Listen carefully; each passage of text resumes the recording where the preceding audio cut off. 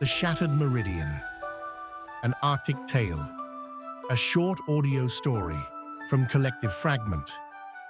In the year 2237, a team drills deep into the Anta ice sheet, seeking ancient climate data. What they find is not sediment or fossils, but a crystalline structure embedded in the bedrock, pulsing faintly with violet light. It is not of human origin. Dr. Elara Voss paused at the edge of the obelisk, her breath crystallizing in the cold, crisp air. The drill team had reached the bedrock, 3,000 meters below the ice sheet. The Meridian Vault, a subterranean chamber carved into the ancient landscape, predating known civilization. Its walls are etched with symbols resembling constellations, but they shift when observed. At the center lies a translucent obelisk, humming with temporal resonance. When touched, it fractures the linear flow of time. What they found wasn't stone, it was glass. Violet, translucent, humming. They called it the Meridian Obelisk. It pulsed once when touched. Each explorer begins to experience memories that are not their own. Fragments of lives lived in alternate timelines, futures that never came to pass, and pasts rewritten. Then time broke. Elara awoke in a jungle that should not exist. Ferns taller than towers, a sky with two suns. Her expedition badge was gone, replaced by a necklace of carved bone that gave her the memory of the ancient beings. Mira, the linguist, wandered a library of living books, each whispering alternate versions of Earth's history. Tariq, the geologist, found himself in a desert of rusted machines where thoughts could bend metal. Kaito, the technician, floated in a void where time was a liquid, and every breath aged him a decade. They were no longer explorers, they were echoes.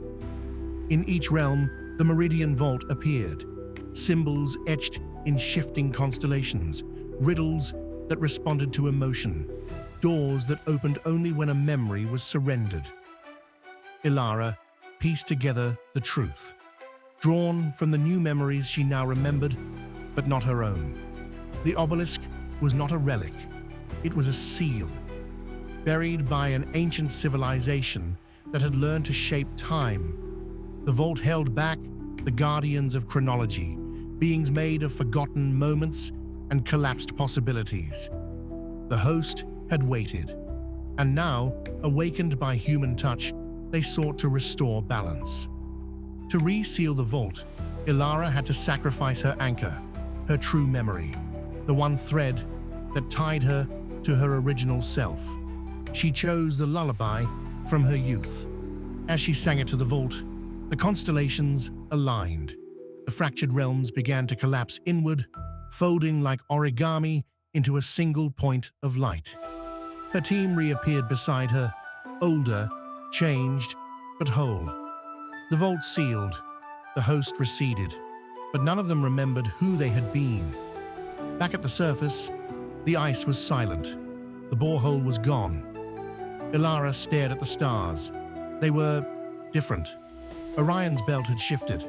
Polaris no longer pointed north. History had rewritten itself. And somewhere, deep beneath the ice, the Meridian Obelisk pulsed once more. Waiting, the stars shifted. Elara stood beneath a sky she no longer recognized. The constellations whispered in languages she had never learned, yet somehow understood. Orion's belt pulsed like a heartbeat. Cassiopeia wept violet tears. The world was no longer Earth. It was a reflection of what Earth might have been, had time flowed differently. And then they came, the guardians of time. They did not walk. They arrived as if memory had summoned them. Cloaked in robes woven from starlight, the guardians of time bore no faces, only mirrored visages that reflected the viewer's forgotten past. Each spoke in harmonics that resonated with the soul, not the ear. You have touched the meridian. You have fractured the weave. But restoration required sacrifice. Each explorer had to surrender the rewritten fragments of themselves, the lives they had lived in fractured time. Ilara gave up the lullaby. Tariq relinquished the machine thoughts that had made him a god. Mira released the library of living books, and Kaito let go of the void that had taught him eternity.